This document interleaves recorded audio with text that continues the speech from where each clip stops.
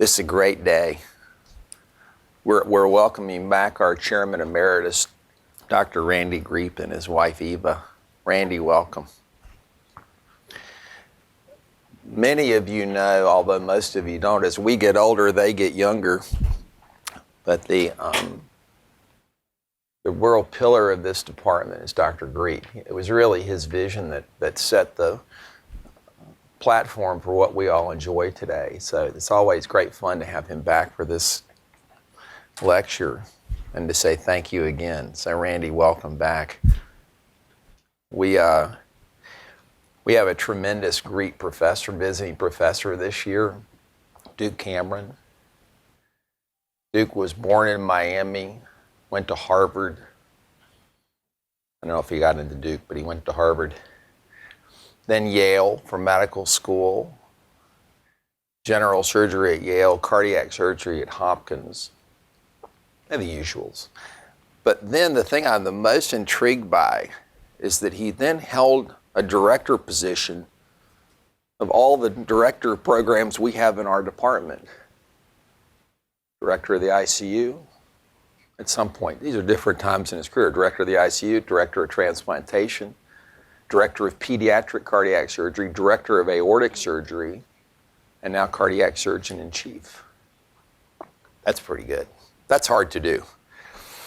He's also an acclaimed leader in a specific area. I think that if you took a poll around the world of the most influential surgeon in the field of Marfan's disease, I think he would win in a landslide.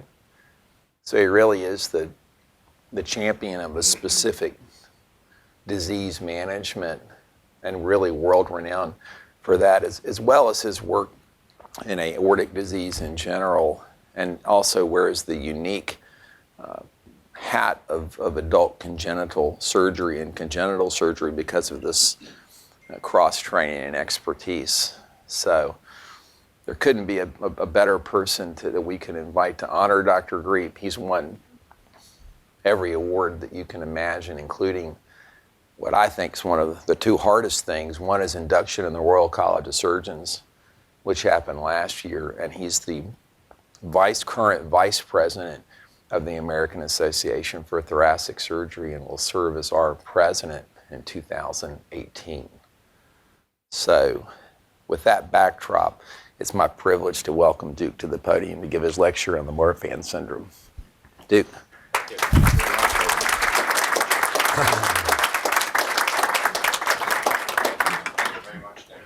Very generous, and it is a great honor to be here for many reasons.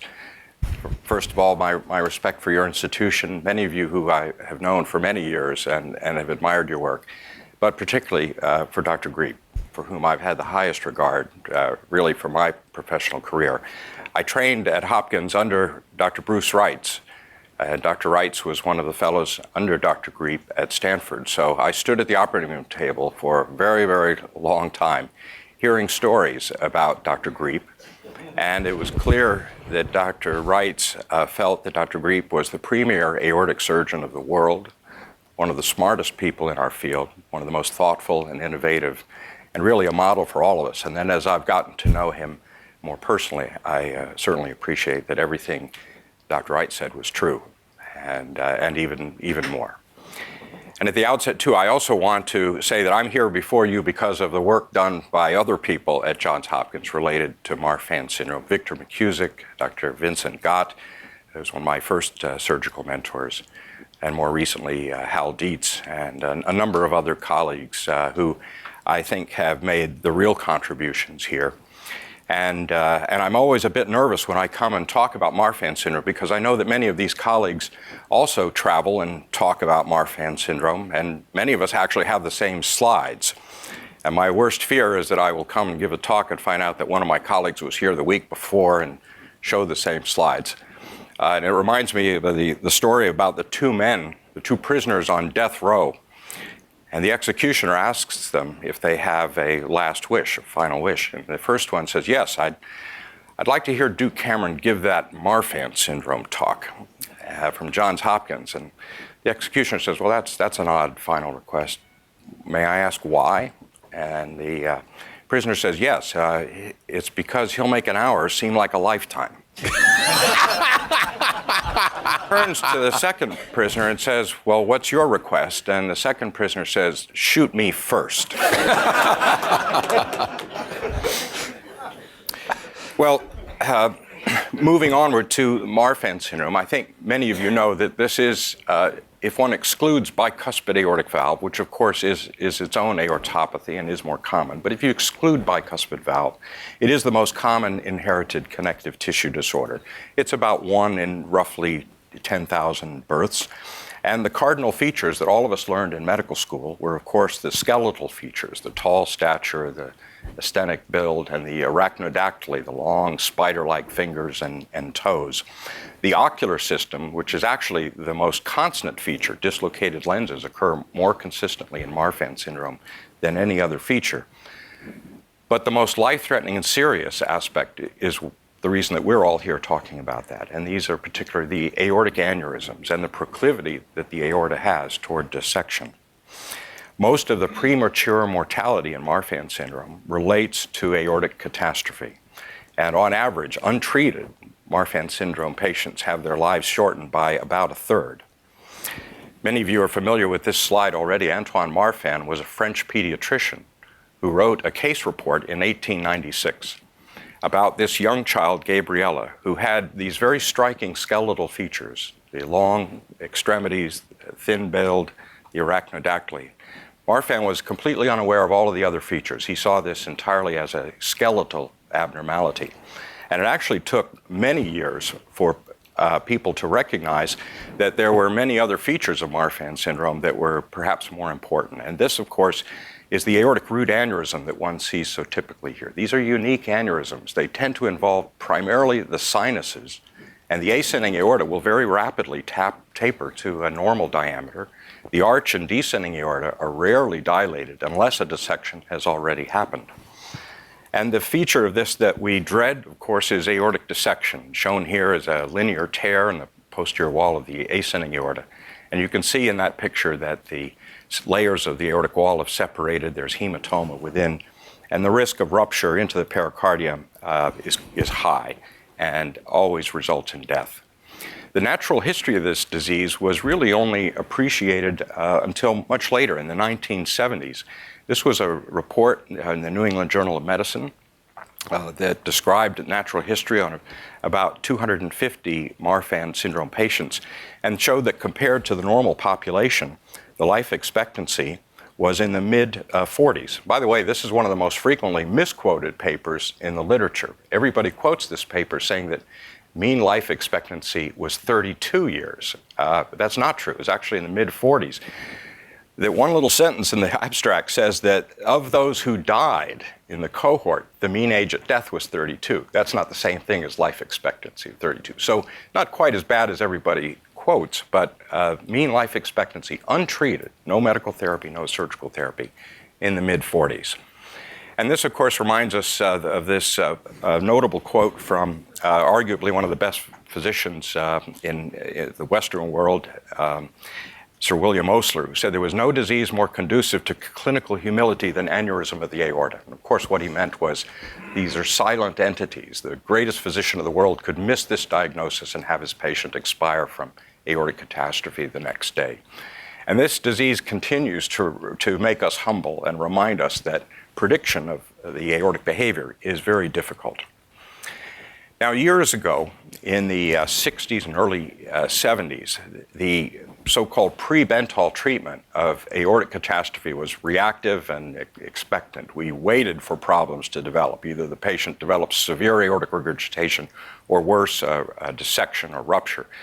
These patients went to the operating room and had very suboptimal operations.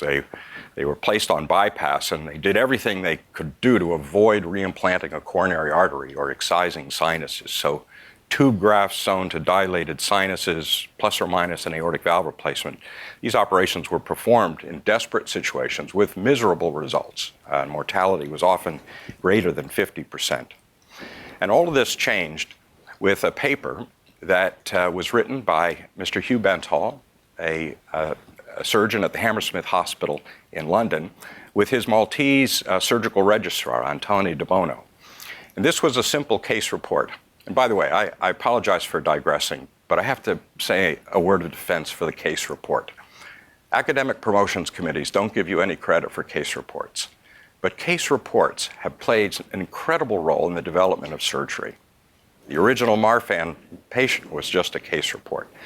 The description of the Bentall procedure was a case report. There was only one patient, had only 2 authors. You could see just a couple of diagrams there and only one reference. Yet this operation, described in this simple 2-page paper in the journal Thorax, just changed the outlook completely for people with aortic root disease, not just Marfan syndrome.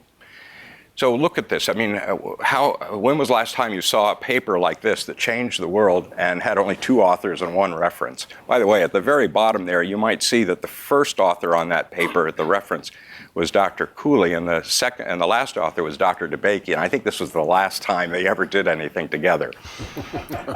But again, never apologize for a case report. A case report tells you what's possible. The series of 1,000 patients tells you what's probable. But we as surgeons are interested in the possible. Don't apologize for a case report. Now, some of you may say, well, you know, you shouldn't call this the Bentall procedure. And I've also learned from Jay Gala that it's pronounced Bental. And I apologize, I'm going to say it wrong for the rest of the talk because everybody knows it as the Bentall procedure, but it's actually pronounced Bental. But every time I give this talk, somebody in the audience stands and raises their hand and said, you know, it's actually not, Bentall didn't really do the first operation, didn't do the first root replacement. And if I give this in Houston, they'll always tell me right away who actually did the first one, and it happens to be in Houston. But this reminds me of this important law too, Stigler's law of eponymy, which says that no scientific discovery is ever named after its original discoverer, or more succinctly, all eponyms are wrong. Now I know it's early in the morning, but those of you who are astute would recognize right away it can't be Stigler's law. So it belongs to Robert Merton, who was an American sociologist, actually at Columbia University, a great neologist. He coined the phrases unintended consequences, role model, and self-fulfilling prophecy. And he was the one who actually said all eponyms are wrong. As I said, I'm here because of the work largely done by these 2 men. Dr. Victor McKusick, arguably, I think, the father of American genetics, and at our institution was particularly interested in all diseases related to connective tissue disorders, and in particular the Marfan syndrome, and really described the constellation of clinical aspects of Marfan syndrome. And worked with Dr. Vincent Gott, who was the cardiac surgeon in charge at that time, to begin a prophylactic aortic root replacement program for patients with Marfan syndrome, recognizing that if you waited for a rupture or dissection, the results would never be as good. Our best hope would be to use the Bentall operation, replace the root when it was enlarged, and try to prevent the consequences of rupture or dissection. Dr. Gott also, I think, one of the, much like Dr. Griepp, I think one of the truly generous gentlemen of our field, who I think his legacy rests as much with the people that he has trained and sent out into the cardiac surgery world, and for whom I'm eternally grateful. But a lot of people also don't recognize that one of the first descriptions of aortic root aneurysms associated with Marfan syndrome was Helen Taussig, who wrote in the bulletin of the Johns Hopkins Hospital Journal in 1942, just a couple of years before the Blalock-Taussig shunt, a case report of 2 Baltimore teenage girls who had this strange disease that they just called arachnodactyly at that point, who died in adolescence from aortic rupture. And she was the one who wedded that aneurysm disease with this arachnodactyly, and I think was really the reason that our institution became interested in Marfan syndrome at an early point. Well, Dr. Gott and Dr. McKusick somewhat arbitrarily said, we should start replacing the aortic root if it's more than twice normal size, roughly more than 5 or 5.5 centimeters. Perhaps earlier if there's a family history of rupture or dissection. The presence of dissection, either acute or chronic, was an indication. Rapid enlargement, and this was relevant to the children that we operated on. or patients who had progressive aortic insufficiency, which is actually not that common, even though the root often reaches very, very large sizes. And the operation, at least for most of our series, has been a modified Bentall operation, meaning that the coronary arteries were cut out and implanted as free buttons rather than just anastomosed to the graft side to side, and then a full thickness anastomosis performed distally. Other series have shown that anastomotic problems are much less common with that particular technique. And most of our patients had a mechanical valve mounted at the bottom of a Dacron tube, a so-called composite graft. And we unabashedly used little felt rings around the coronary anastomoses, which we called lifesavers because they look like lifesavers and they save lives.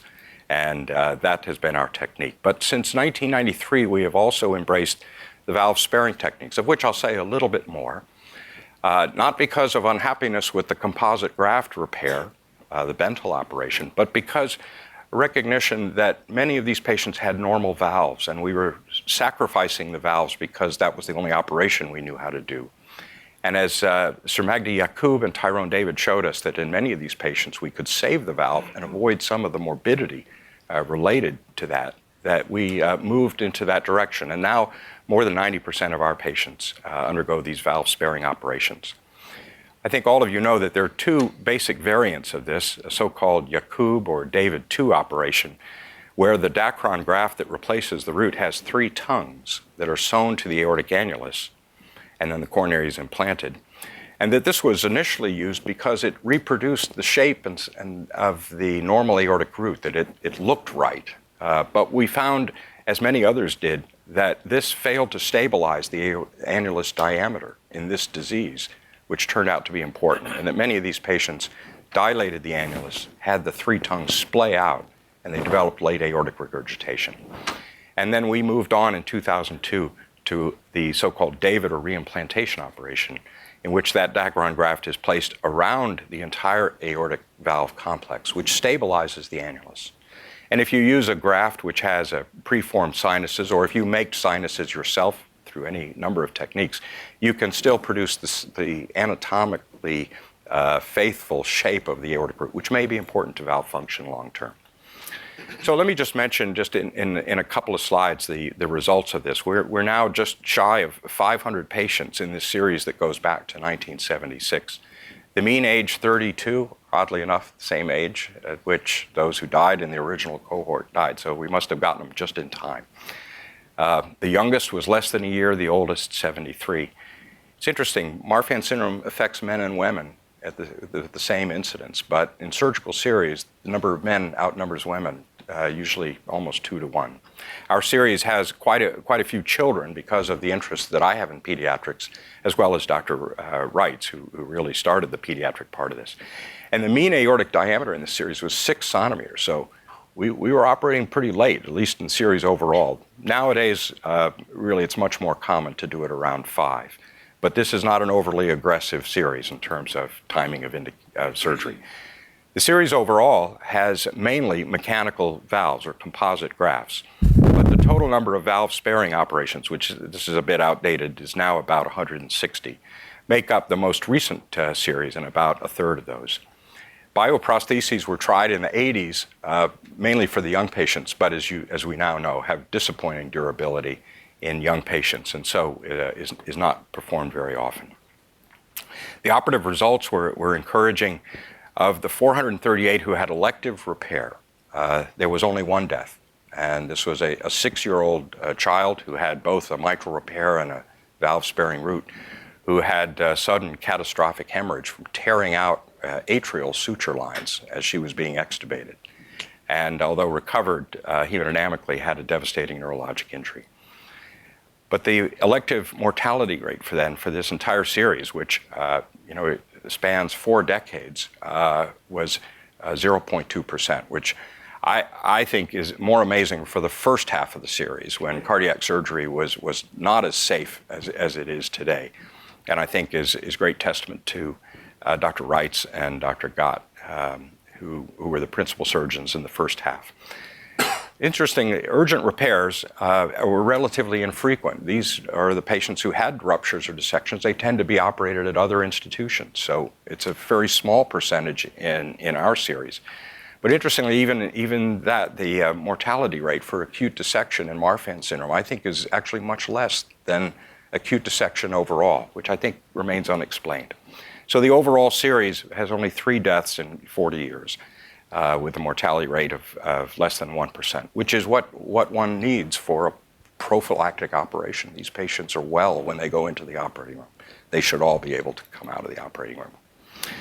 Did we actually affect survival after root replacement? Well, with 30 years follow-up, we think we did. The overall series survival was 50% out at about 25 years. But if you didn't have a dissection, if you remained free of dissection, either didn't have it before or after, survival at 25 years was 70%, and that's clearly better than the survival curves that we saw in the natural history study from Murdoch. But if you had a dissection, your survival out at 25 years was only 30%. Dissection determines long-term survival, and the key is to operate before a dissection occurs. And once dissection occurs, the cat is out of the bag. Not to say it's hopeless, but it becomes a completely different entity that you are now treating. Why did they die late? Well, it was usually a problem with the distal aorta, even to the iliacs. And these were often, as I say, the patients who had dissection. And arrhythmia. And I think arrhythmia is an under-recognized problem of Marfan syndrome. Some of the authors believe that there is a Marfan cardiomyopathy, and we certainly have seen, as they get older, more arrhythmias associated with even the operated patient. And predictors of late mortality, well, older age, that's a trivial finding. Older people tend not to live as long as young people. But mitral valve surgery, the concomitant mitral valve disease, was a strong predictor of late mortality. These were mainly the young patients, though, the patients who had the infantile form of Marfan syndrome, which is far more severe. And they tend to present earlier with mitral disease rather than aortic disease. And they tend to be actually have a higher incidence in females than in males. And then, as I've said, preoperative dissection is a risk factor. Most of the morbidity actually related to the mechanical valves, that is thromboembolism and endocarditis. And although this slide may imply that that's a big problem or frequent problem, the behavior of these mechanical valves over time was remarkably good. Freedom from thromboembolism, these are just the patients who had mechanical valves, was 90% at 25 years. Only 1 out of 10 patients had a problem with their mechanical valve, a thromboembolic one. And again, they're all anticoagulated, out to 25 years. That's a remarkably durable operation. And a sub-theme on this is that I think valve-sparing operations are great. For quality of life, they're wonderful. But the Bentel operation, the composite graft, still has phenomenally good results. And we know how they behave out to 25 and 30 years, and they behave very well. And the same is true for endocarditis. Greater than 90% freedom from endocarditis out to 25 years. These are better than what you actually see with an isolated mechanical St. Jude aortic valve. The composite grafts seem to do better. Maybe it's because all the sutures and pledgets are extraluminal in a composite graft. Maybe it's just that they're younger patients, more sinus rhythm, healthier hearts. I don't know. But it really does very well. And if you didn't have a dissection, the chance that you would need an operation on the distal part of the aorta was relatively low. That 2 out of 3 patients were good out to 25 years, but 1 out of 3, but this included some of the dissection patients, needed another operation. So they need to be watched very carefully, even after very successful early root surgery.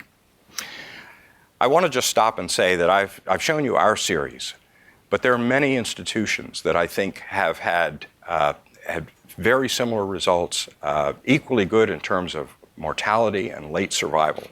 And the Mount Sinai group is among the top of these, and that Dr. Griepp and his team have made multiple very, very significant contributions, both to our understanding of Marfan syndrome, the behavior of Marfan patients after surgery, and critical appraisals of all of the operations that we do in Marfan syndrome.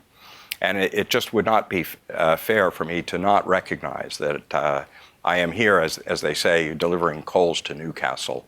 By the way, does anybody know who said that first? So no one knows for sure, but Sir Francis Bacon apparently is the one who coined that phrase. And by the way, and the phrase refers to the fact that in the 19th century and 18th century, Newcastle generated a lot of coal and supplied coal to most of the UK and parts of Europe. And bringing coal to Newcastle was regarded as a superfluous, redundant, and not particularly useful thing to do. But I want to point out, too, that nowadays Newcastle imports coal from Russia. So all things change. Progress.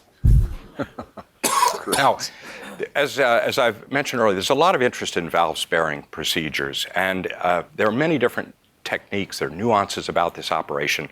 But let me just show you a couple of slides to show our very simple technique, because I'm proud of this because it's simple and it's reproducible.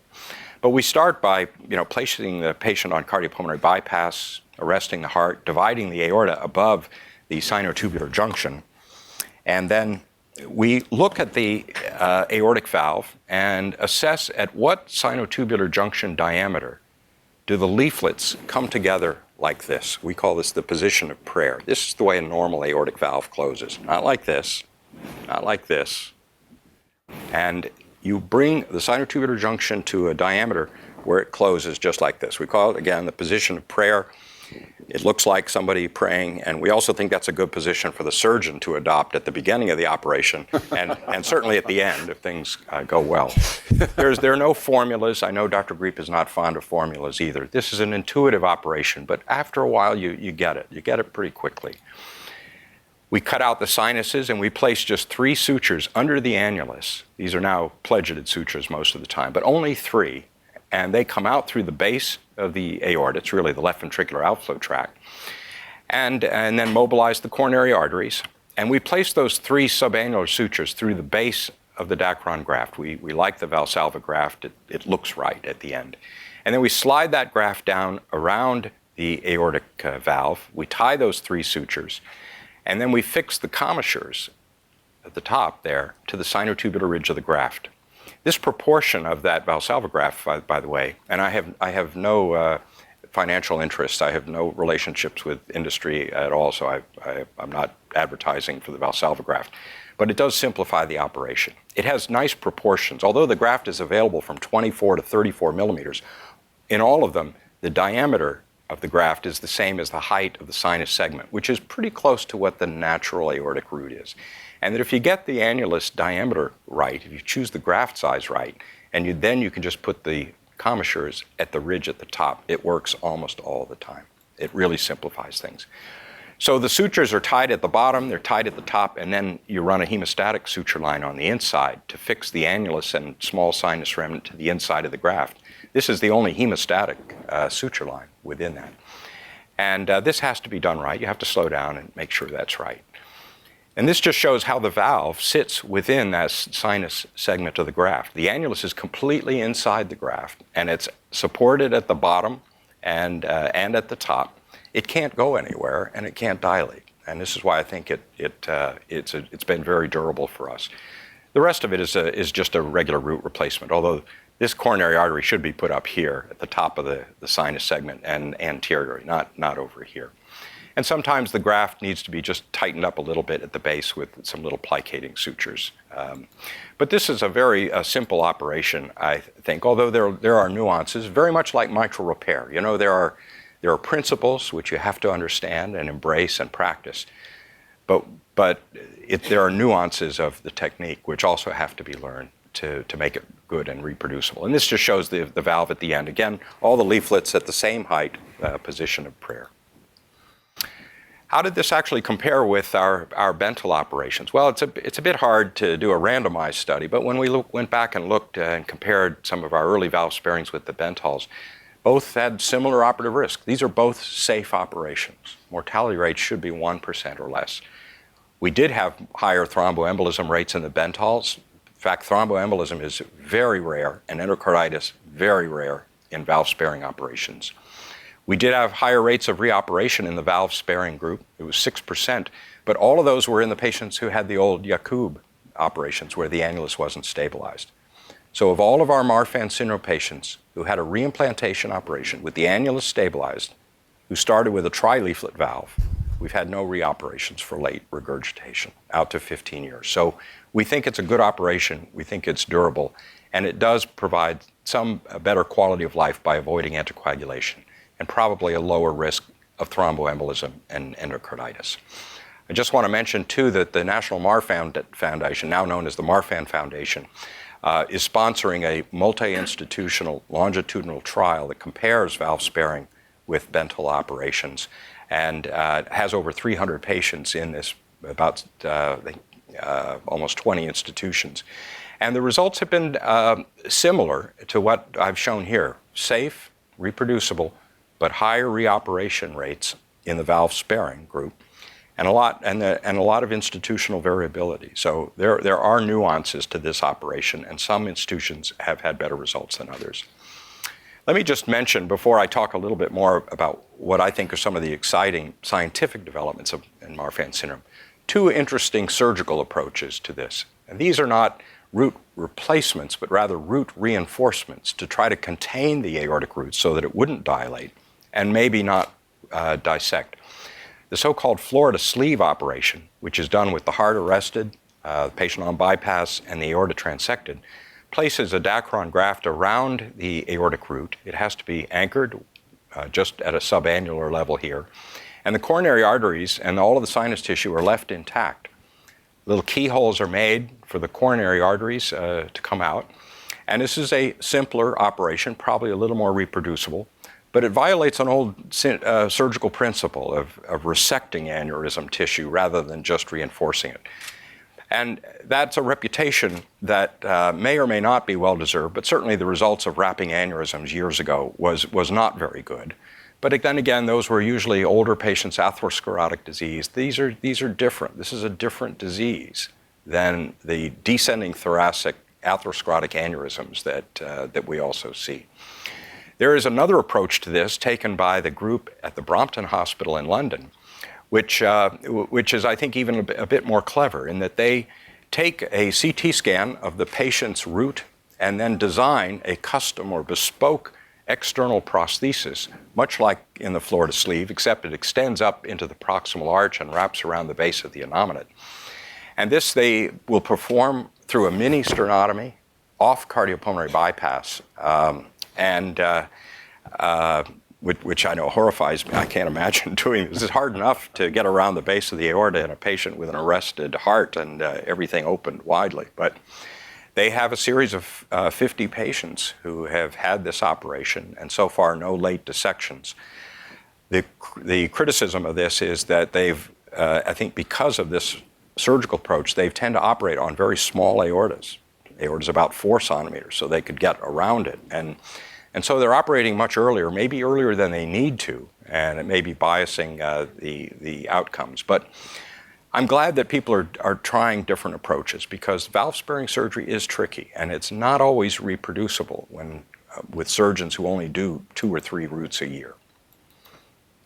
This just shows some of these individual grafts that are done. As I said, everyone has a unique shape to it. And by the way, you might go on YouTube and search this because the engineer who designed these grafts and designed this approach, his name Tal Goldsworthy, has Marfan syndrome, and he was the first patient to have this done. And his TED talk is How I Fixed My Own Heart. And he's a very colorful, very, very bright fellow. And it'll be interesting to see whether this is an approach which gains wider acceptance.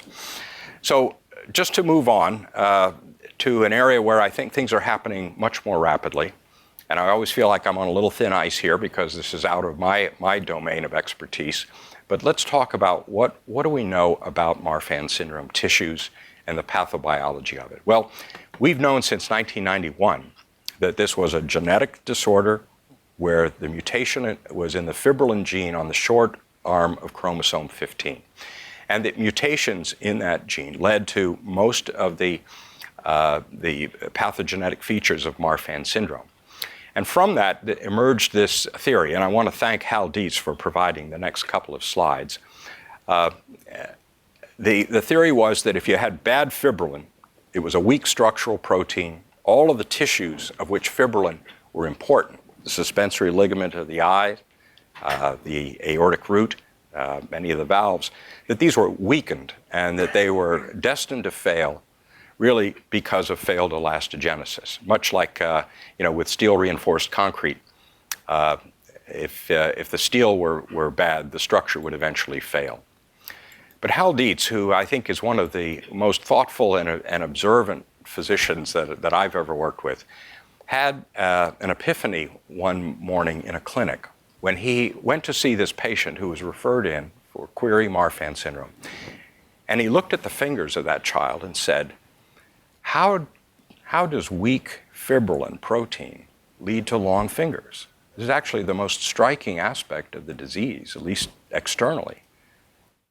But how do those two relate? That doesn't make sense. You can kind of understand why they get hernias, pneumothoraces, dislocated lenses, and root aneurysms. But this doesn't add up. And he had the advantage of an animal model in which he could start to explore the pathobiology a little bit better. This is a knockout model in a mouse. This mouse is a normal mouse. This is a Marfan syndrome mouse. Again, chromosome 15 knockout. These have the skeletal features, the kyphoscoliosis here.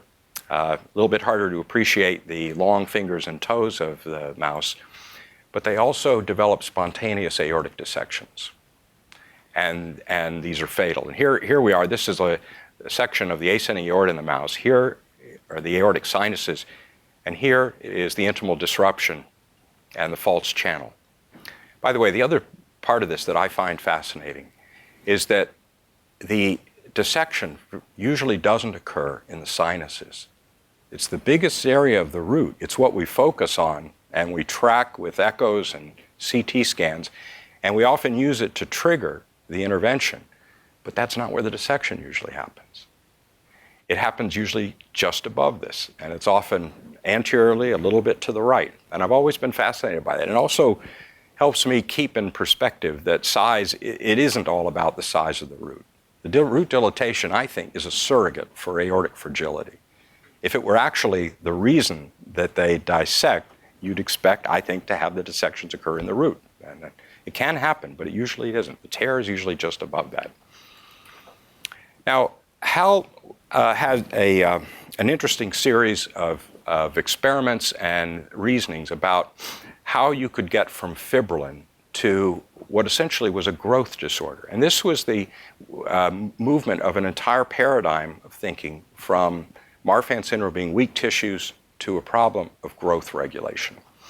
So he asked, well, we know that fibrillin is part of the problem. The mutation occurs there.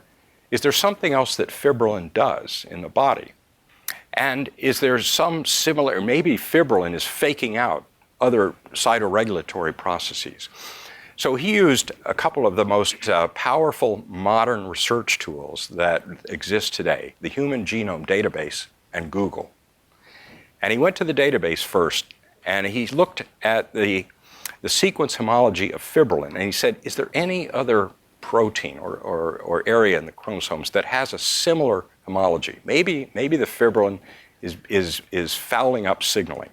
And what he found with that simple query into the database was that there was a binding protein for TGF-beta. So cytokine has a lot of functions in different parts of the body. But the sequence homology was very striking between fibrillin and this TGF-beta binding protein. He went back and looked at the mouse and saw that TGF-beta levels in all of the tissues affected were astronomically high. So maybe TGF-beta was an important cytokine. He also found out that fibrillin itself was a regulator of TGF-beta, and that fibrillin mutations do lead in other models to excess TGF-beta signaling. There were other features of the TGF-beta cytokine which were reminiscent of some of the histologic abnormalities in the Marfan aorta. But then he took that mouse model and developed an antibody to TGF-beta, gave it to the mice intraperitoneal early in their development, and was able to prevent the aneurysms from developing. Sorry, this one slide is out of order. But I did want to point out, too, that although this antibody against TGF-beta would prevent the aneurysms, he realized he couldn't do intraperitoneal injections of an antibody into patients. And that's why I'll come back in a second to talk about the Losartan. So here are these slides, these mouse hearts. The wild type, of course, is the normal one. Sorry, the mouse is not working very well. This placebo is the Marfan mouse with the dilated ascending aorta and root. Here is a mouse on the far right that received beta blocker, the sort of the standard treatment. And you can see it's a little bit smaller, but they've still got an aneurysm. And then when Losartan was given, which is an inhibitor of TGF-beta signaling, he prevented the aneurysms. Now, I jumped ahead. I apologize here. The one slide was out of order. When TGF-beta antibodies were given, the aneurysms were prevented. But Losartan, as a pharmacological inhibitor of TGF signaling, had the same effect. And he learned that through a Google search. He was simply looking for inhibitors of TGF-beta signaling, and they identified Losartan, an ARB, a very common antihypertensive. And when he tested it in the mouse model, that worked as well as the antibody. So this was very exciting. This was an early pharmacologic intervention that might have an effect on the development of these aneurysms and even prevent them from occurring. And there were 2 children treated at Hopkins with infantile Marfan syndrome. They were seen quite early, had very dilated aortas. Beta blockers were started. The aortas continued to dilate. And it wasn't until Losartan was started that the aortic root actually stabilized and stopped dilating. The child on the right had beta blockers as well as an ACE inhibitor, but it was only until the Losartan was started that the aorta stabilized. And actually, in terms of their Z-scores, they shrunk. That led to a multi-institutional trial started and supervised by the Pediatric Heart Network investigators.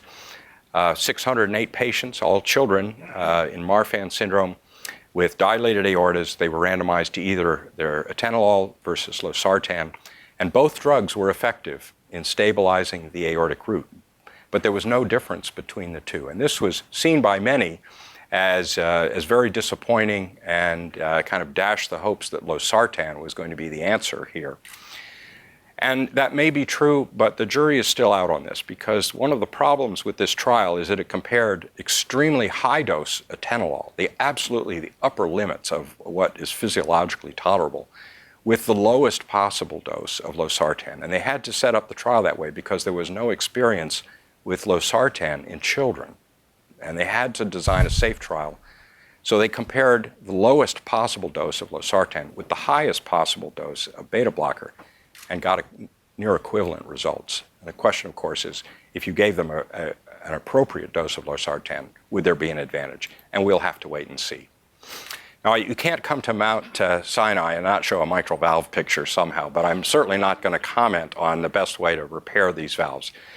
But I will say what I think everyone knows, that some of the mitral valve disease that we see in Marfan syndrome are among the worst of the Barlows.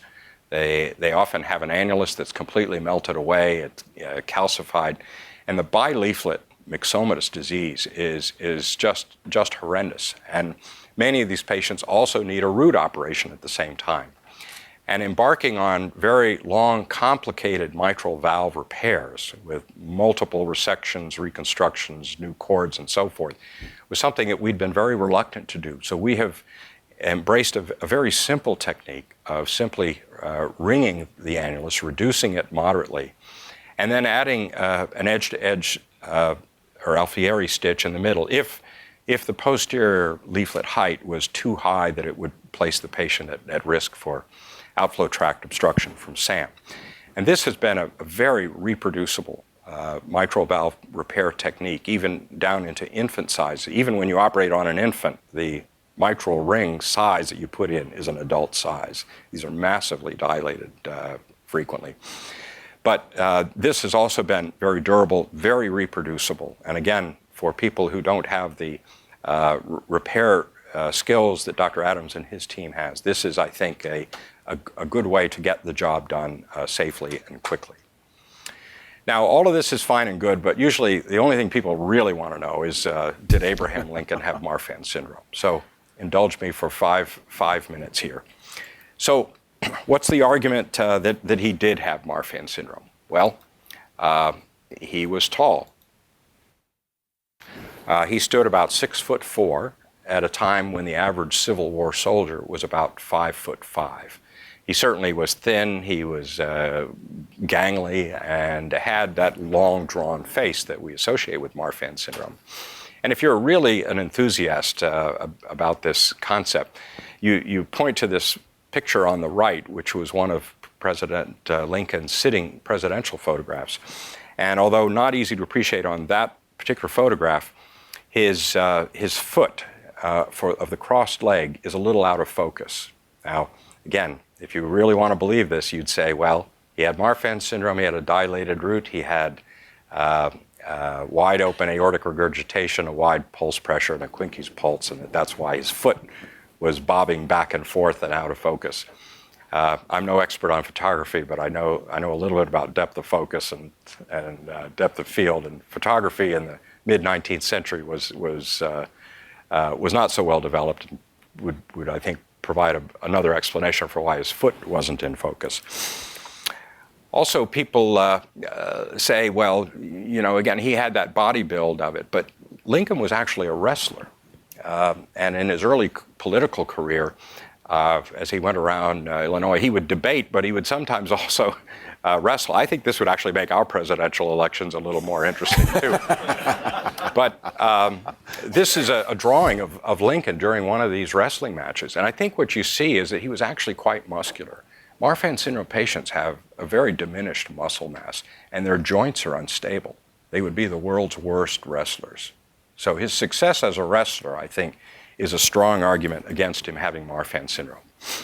And then this is a target board, a practice board of Lincoln's. When an arms dealer came to the White House to show him a new rifle that he wanted to sell to the military. This is, again, still a problem. We have arms dealers hanging around the White House. But they went out to the back lawn, and at a distance of about 50 feet, they practiced with this rifle. And the point of this is that all of those bullet holes are tightly clustered. And at 50 feet, to be able to fire like that is nearly impossible with a patient with Marfan syndrome, because by the time they get to be Lincoln's age, their lenses are dislocated. He could not have had vision good enough to do this. Now, one more bit of evidence. In a museum in Chicago, there are casts both of Lincoln's face and his hands and fingers. And if you see the fingers in particular, I think you can appreciate that he's got fingers more like mine, not arachnodactyly. He had thick fingers, not thin ones. And even his face, when you see that cast there, really doesn't have the features of Marfan syndrome. So all of this evidence taken together, I think, would argue that he probably didn't have it. But we may well have an answer to this in a more definitive way. When Lincoln was shot in Ford's Theater, the surgeon who dressed his head wounds got blood all over the cuff of his shirt. And that shirt has never been laundered. It's in Washington in one of the museums there. It's been offered to our lab at Hopkins for genetic testing. They could extract the DNA, do the mutation analysis, and figure out if he had a fibrilin mutation. The problem with this is that there are almost 1,000 fibrilin mutations already identified, and there are probably at least 1,000 more. So we can't rule out Marfan syndrome. And even some fibrilin mutations are not necessarily associated with Marfan syndrome. So the molecular diagnosis is imprecise. But if it gets to that point, that we can make a molecular diagnosis, we'll get the shirt up to Baltimore, we'll extract the DNA and see what it has to say. I guess we'll have to wash it and fold it and press it to send it back. But it will be interesting to see. But for right now, my money is on his not having Marfan syndrome. So in summary, I think what I've tried to convince you is that prophylactic aortic root replacement in Marfan syndrome has low operative risk, and it can durably prevent the life-threatening aortic catastrophe in Marfan syndrome with very good long-term results. The long-term results with composite grafts are excellent. People may not be happy with the prospect of anticoagulation, but the risks of anticoagulation are actually very low over 25 years. Valve-sparing operations also have excellent results, but shorter follow-up. But if you're going to do a valve-sparing operation, it really must be a reimplantation operation. They must have the annulus stabilized. We still have work to do in figuring out how to prevent late distal aortic complications, and in particular the arrhythmias. And many of these older patients may need defibrillators to deal with that. And then it's still very clear to me that the new insights into the pathogenesis of this disease really change the outlook for Marfan syndrome patients and may ultimately allow us to intervene much earlier, non-surgically, and prevent a lot of these aortic complications. I love these operations, I love these patients, but it'll be a wonderful day when none of them need aortic surgery again. Thank you very much again for this great honor.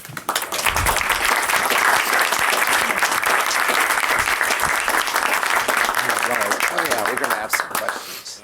Duke, thank you very much. We really enjoyed that. I want to open the floor up for some questions for Dr. Cameron. Maybe I'll ask the first one. They usually take a few minutes to warm up. Let's start with the valve sparing. Who wouldn't you do a valve sparing on in Marfan's today? Is there a selection process for who you wouldn't recommend that for? Well, it's a great question, and like so many operations, the more important question is not who do you do it, but who do you not bother. So, a patient with a mechanical mitral valve in place, probably no advantage. That's an easy one. I think both Tyrone David and I feel that if the annulus is more than about 32 or 33 millimeters, those roots are so dilated that the leaflets have become so stretched out, so thinned, that particularly out in the commissures, the fenestrations are awful. I think those leaflets may be just stretched beyond repair. And particularly for patients who have a reasonable alternative to a valve sparing, an older patient in whom a bioprosthesis may work very well, I'm not sure I would offer them. So stretched out leaflets, stretched out annulus, patient's already got either a mechanical mitral or is already on anticoagulation for a different reason. Yeah, and Duke, what about the sort of move toward bioprosthetics for all with this vision that there will be valve and valve? And I guess I don't know what the average size replacement is you do in a Marfan's patient, but I'm assuming they're not tiny. It's a good question. Virtually all of these patients have a dilated annulus. Even the children that we've operated on, even the youngest child has an adult-sized annulus diameter. So they do not outgrow their prostheses. They do not outgrow them, but a bioprosthesis will degenerate. I think bioprostheses are very reasonable. Not so much maybe in a 10 or 12-year-old, but an older patient, 40, 50, 60 years old, could get 15 years out of it. I actually do think that valve and valve will be an option. And if you have a valve-sparing operation with a Dacron graft, it is a good landing zone. It is a good environment for valve and valve. It'll be interesting. For those of you that can stay, we're going to have some clinical research presentations in the next hour, and we're going to show him some of the data from New York State about bioprosthetic degeneration to explore that some more. But I think that's a topic that's certainly interesting. If you're going to put in a large valve side, could you get staged down the road and sort of buy yourself 25 years without a mechanical? Yeah, size won't valve. be the limitation. It'll be how rapidly do these valve and valves degenerate, so forth. Vascular access, I don't think will be an issue either. And but I will also point out, as Dr. Griepp did years ago, that even if we're wrong about valve and valve, and they need a repeat sternotomy and just switch the valve out, that's a very straightforward operation. You don't have to replace the root. You can leave the graft, leave the coronaries attached, just cut out the old prosthesis and put a new one in. It's a safe, simple operation. Yeah, I must say, when I came here, I was doing a lot of fancy stuff at the Brigham, a lot of homographs. I would do, went and learned that with Magdi and was doing a lot of homographs and a lot of fancy things. And I learned from him a very simple way to do a biobental, and I must say that's a really reproducible operation. So that's why I bring it up. It's interesting because the move, certainly among experts in the meetings, is all to talk about valve sparing, but just like you showed, when you have a complex double valve operation to do, sometimes you want to fall back on things that are a little more straightforward. And I think that same take-home can be for a Bental, which you can do probably, everyone should be able to reproduce a little bit easier than some of these. Like you say, there is an art to this, and if you don't do enough, you don't really learn some of the nuances. By the way, I think the term biobental was coined by Dr. Griepp. Even if that's not true, you should take credit for it. How about dissection? Let's talk about that. That's another thing I learned today, that the importance of dissection in terms of very long-term survival. What is that from repeat and the need for repeat intervention, or is that sudden death, or is it all of it? It's all of it, for sure. And this is the problem. You know, the cynics have said all we've done is move the disease further out on the aorta, and to some extent that's true. Although I'd much rather deal with a distal dissection than a ruptured root as a patient or a surgeon. But we've got to figure out a way to prevent dissection after the root's been replaced. And of course, there are even some people who believe that the presence of a rigid graft in the ascending aorta and proximal arch might actually transmit abnormal forces to the descending aorta and might even increase the risk of dissection distally. I don't know if that's true, but certainly once you get through a root replacement, the thing you have to keep your eye on next is dissection of the distal aorta.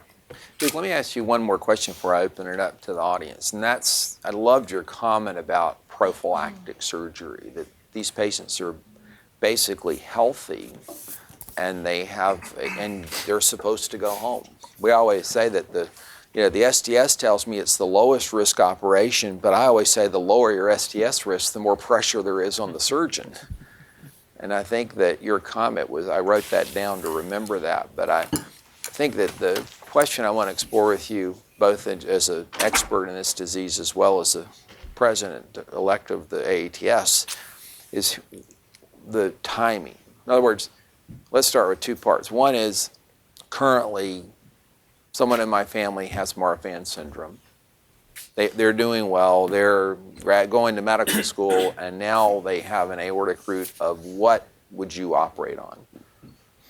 Well, we start with the 5 centimeter rule. I know that's not adjusted for body surface area, age, or anything, but we start at 5 centimeters. I think that's a reasonable rule. And you know, John Eleftheriadis has done nice work looking at tensile strength of the aorta at different diameters, and the aorta starts to come undone when it's about twice normal size.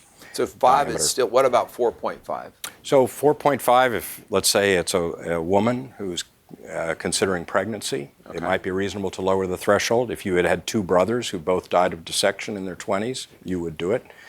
If the aortic valve has moderate regurgitation, it's been getting worse, and you want to try to save that valve, I think you can legitimately lower the threshold. But that threshold creep downward, you have to be careful about it. There are a lot of people who just like doing these operations and lower the threshold to stay busy on it. And medical legally, there's liability, but we need to temper some of our enthusiasm sometimes. Yeah, that was, I guess, that leads to my second question, because I agree with you. When you get into a range where there's little evidence, then even the 0.2% at the master center, and it's not going to be 0.2% everywhere, then it becomes a real risk for one patient out of 300 or 400, and you're paying the biggest price. So that leads to my second part, which is more of the societal question. How do we get the elective patient that's 5.0, that's doing great, not done by a surgeon that does less than 5 root operations per year? What is, and is the Marfan Foundation affecting that, or is that a problem, or it's not, or how would you sort of? Well, great question, and very much in parallel for the issues that you face in mitral valve repair surgery, trying to get those operations done by people who do a lot of them and have great track records. And on the other hand, everybody loves doing mitral valve repair. It's exciting, it's rewarding and all, but what is the best interest of the patient? What's good about Marfan syndrome is that they have a very well-organized patient advocacy group.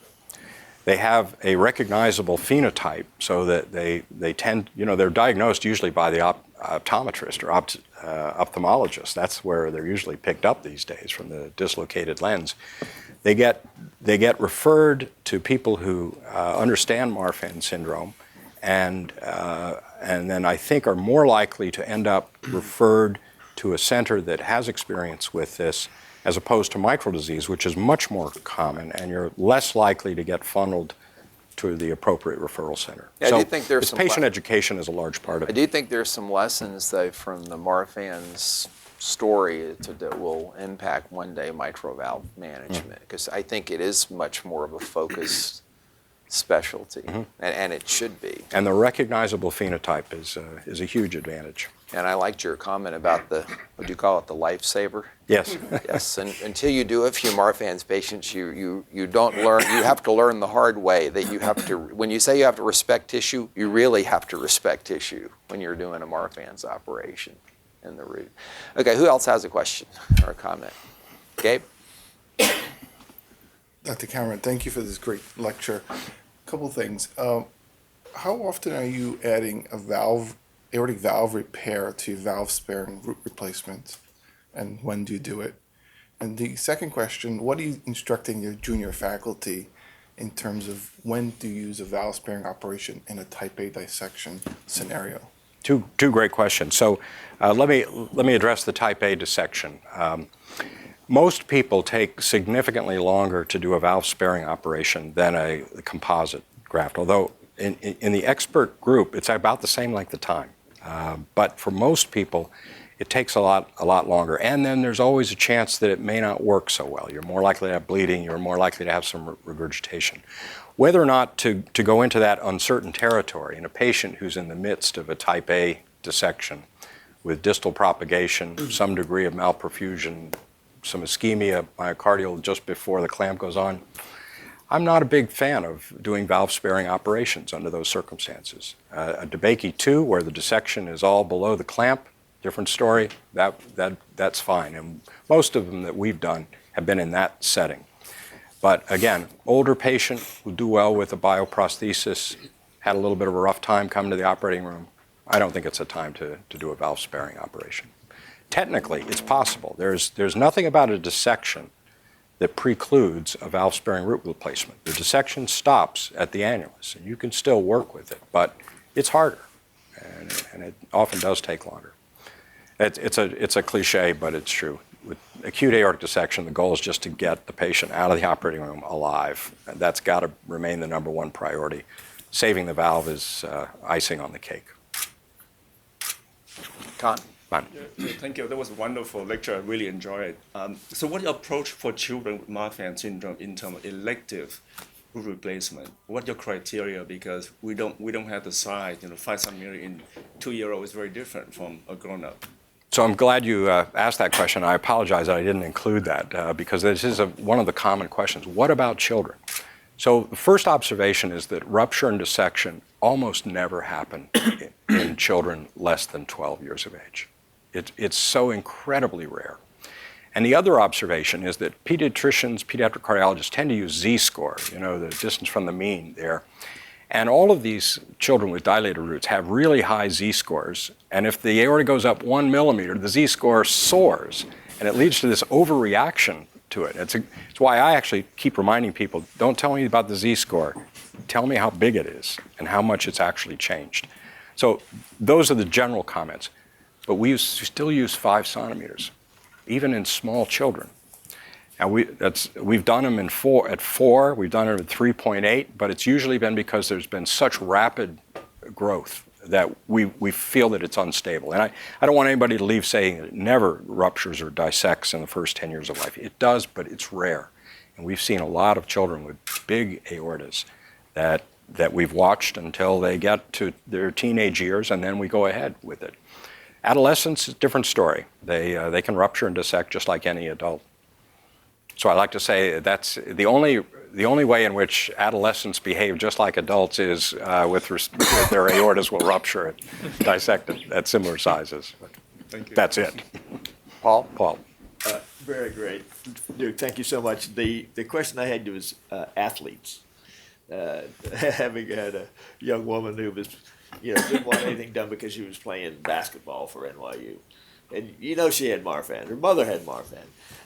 What do you tell those people? And the other sort of etymology question is, we often refer to Marfan '(S) syndrome as opposed to the way you do here, which I think is the proper way.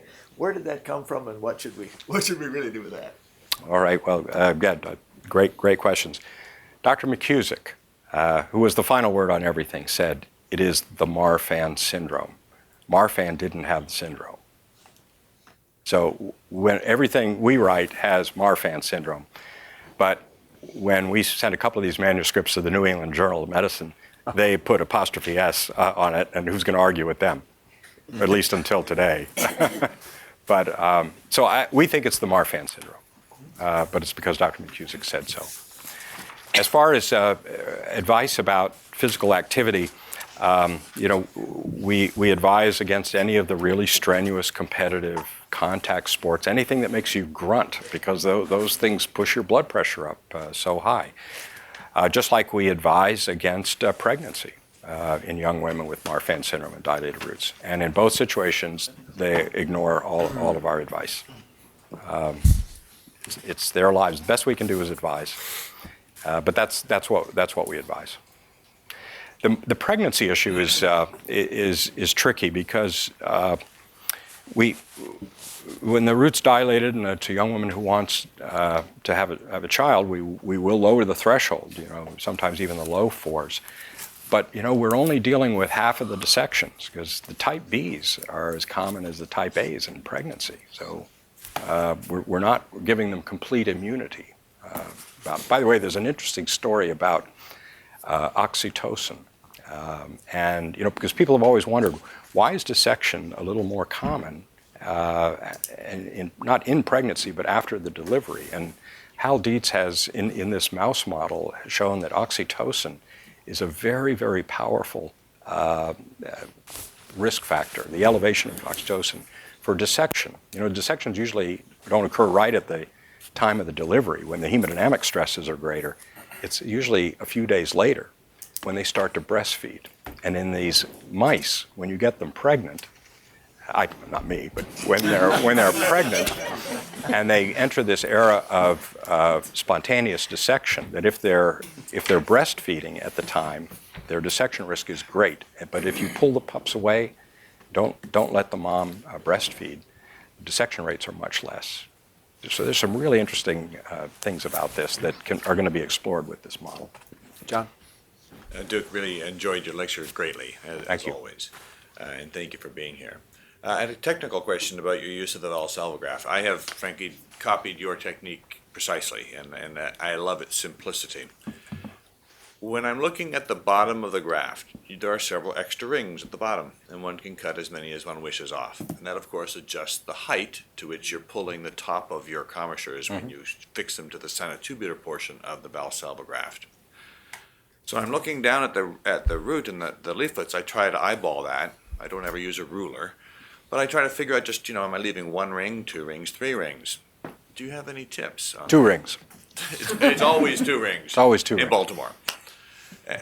Following on Gabe's question, when do you bother with fine sorry, I didn't answer. Gore-Tex or plication?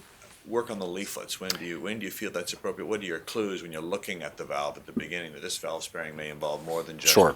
So how often we do a valve repair? It's about 15 or 20% of the time. And it's usually because we've resuspended the valve within the graft and we look down in there and one of the flaps is prolapsing. It's not up at the same height as the others.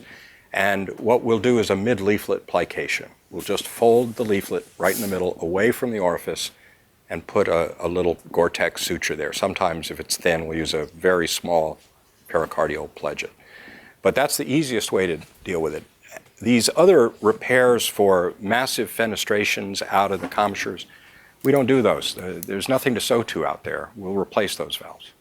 Do you ever reinforce the leading edge with a Gore-Tex Sort of weevil on the. In the Marfan syndrome and Loeys-Dietz syndrome, there's just not enough tissue there to sew that running edge thing. When you're It's doing very. it for aneurysmal disease in non-Marfan's patients, is that a technique? I've done it a few times, but I'm much more interested in the mid-leaflet plication. When the root dilates and the valve is stretched out, the commissures are the place that thin the most. That's why you've got the fenestrations. To me, it doesn't make sense to do a lot of repair work out where the tissue is the thinnest and where it failed in the first place. The mid-leaflet is where there's the least amount of tension in the aortic valve during closure. And to just simply fold it back, put a little stitch there. The stitches are going to be under the least amount of tension. If you're unhappy with it, you just take it out, put another one in. Conceptually, I think it's just much, much simpler. Randy, how about we give you the last word like the old days? Well, like the current era, too. Yeah. Well, it was a wonderful lecture and sort of combination of things that one expects from a Duke Cameron lecture. You know, a lot of information, self-deprecatory humor, scholarship, and so on. It really was a great lecture, and it didn't take a life, didn't seem like a lifetime. It did have a lifetime worth of experience and knowledge in it, so thank you very much. I have, the only question I was, where do we sit now with Losartan and Loeys-Dietz syndrome? What's happening with that? So the question, if you didn't hear it, was where do we stand with Losartan and the Loeys-Dietz syndrome? And I didn't talk about Loeys-Dietz syndrome. It has features that are similar to Marfan syndrome, but it's a different disease. It's not a fibrillin mutation. It's a TGF-beta receptor mutation. They have aneurysms that look very much like this, but there's a lot more distal aortopathy. It tends to affect younger children. The aortas dissect at smaller sizes. But Losartan, theoretically, should work as well because of the common TGF-beta pathogenesis. But Dr. Griepp asked the question, where do we stand with Losartan? And we don't know a lot.